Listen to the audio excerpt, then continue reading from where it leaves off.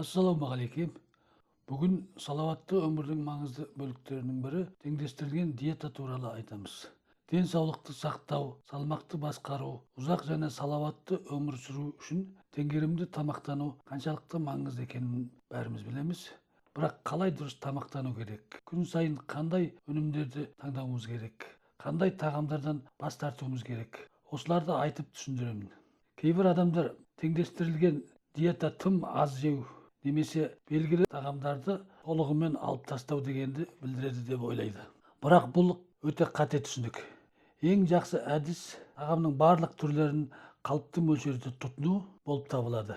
Мысалы, көмірсулардан толығымен бас тарту қажет емес. Оның орнына тұтас дәнді дақылдарды тұтыну жақсы таңдау болып табылады. Майларды зиянды деп санау жиі кездеседі. Бірақ балық, жаңғақтар және авокадо сияқты пайдалы майлар денсаулық үшін маңызды. Сонымен теңдестірілген тамақтанудың негізі неде? Теңгерімді диета сіздің денеңізге қажетті барлық қоректік заттарды қажетті мөлшерде алуды білдіреді. Бұған көкөністер, жемістер, дәнді дақылдар, ақуыз және пайдалы майлар кіреді. Жемістер мен көкөністерге келетін болсақ, олар талшықтардың, витаминдардың және минералдардың бай көзі болып табылады. Күніне кем дегенде 4-5 түрлі көкөніс және 2-3 түрлі жеміс жеуге тырысыңыз. Мысалы, брокколи, сәбіз, қызанақ және алмадан бастап әртүрлі өнімдерді таңдаңыз. Дәндер үшін ақ ұн өнімдерін барынша азайтуға тырысыңыз және оның орнына тұтас нан, сұлы жармасы және қоңыр күріш сияқты өнімдерді пайдаланыңыз. Тұтас дәнді дақылдар ас қорыту жүйесін сау сақтауға және қандағы қант деңгейін тұрақтандыруға көмектесетін талшыққа бай. Ақуыз бұлшықет массасын ұстап тұру үшін денеңізге қажетті ақуызды алу үшін диетаңызға балық, тауық еті, жұмыртқа және бұршақ дақылдарын қосыңыз. Салауатты майлар дене жасушаларының жұмысын қолдайды. Зәйтүн майы, жаңғақтар, авокадо және балық сау майлардың қайнар көзі болып табылады. Теңгерімді тамақтану біздің көңіл күйімізге де әсер етеді. Мысалы, талшық антиоксиданттарға бай болса, жемістер мен көкөністерге бай тағамдар стресс пен депрессияны азайтады.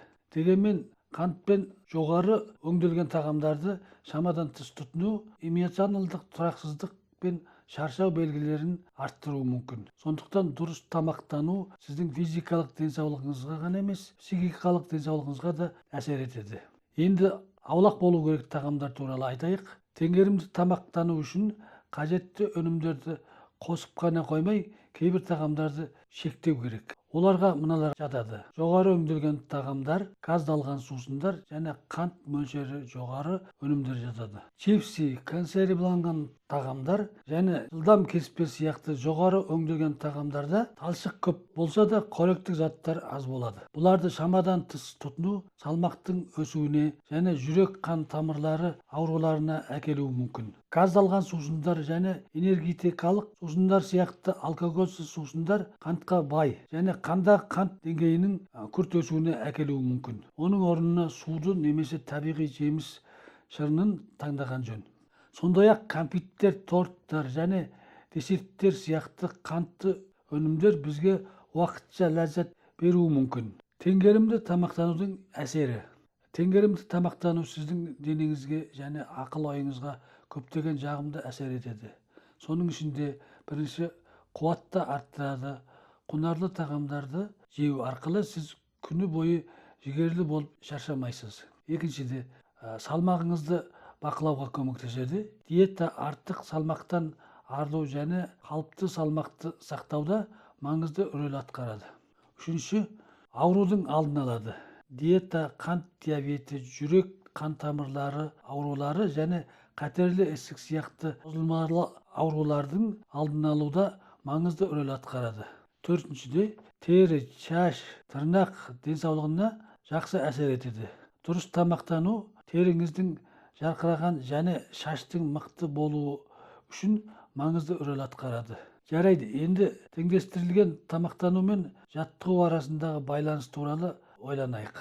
Жаттығу кезінде денеңізге қуат беру және калпына келтирүү үчүн дурус тамактануу өтө маңызды. Жаттыгуу алдында жеңил көмүр сууларды жеңиз. Мисалы, банан немесе тутас дәнді нан жеуге болады. Бирок жаттыгуудан кийин курамында агооз көп тагам жеу керек. Мисалы, тауық эти, жумуртка, буршак дакылдарын жеу булчук этиңизди калпына келтирүүгө жакшы әсер этеді. Осылайша диетаңызды жаттыгуу менен бириктирип, салаваттуу жана тийимдүү өмүр салтына көчүүгө болот. Осы убакытка дейин теңдештирилген тамактануудун пайдасын эстеп түшүндүк. Эndi оны күндөлүктүү өмүрдө калай жүзөгө асырууга болатыны тууралуу бир нече кеңештер менен бөлүшөйүк. Биринчи, сиз диетага түз кошууңуз керек. Жемиштер менен көкөнүстөр канчалыкты түрлүү түстүү болса, соғұрлым көп көрөктүк заттар аласыз. Және порция өлчөмдөрүн бакылау керек. Артык тамактанбоо үчүн кажет мөлчөрдө гана жеуді үйреніңіз. Тамақты дайындаған кезде кууруудан аулак болуңуз. Және пиширүү, бумен пиширүү және кайнатуу сыяктуу пайдалуу адистерди таңдаңыз. Орточо эсеппен күнүнө 2 литр суу ичүү керек. Теңгеримдүү тамактануу салаваттуу өмүрдүн негизи. Көкөнүстөр, жемиштер, дәнді дакылдар, агооз және пайдалуу майлар сыяктуу пайдалуу тагамдарды жеу және өндөлгөн тагамдарды, газдалган суусундарды және кантты азайтуу сиздин ден соолугуңузга накты өзгөрүш әкеледі. Өзүңүздүн және отбасыңыздын ден соолугун сактоо үчүн осы кадамды бүгүндөн бастаңыз. Бүгүнкү видеомуз осу менен аякталды. Арнага тиркелип комментарий жазыңыздар, лайк басыңыздар, досторыңызга таратыңыздар. Келесі видеоға дейін сау болыңыздар.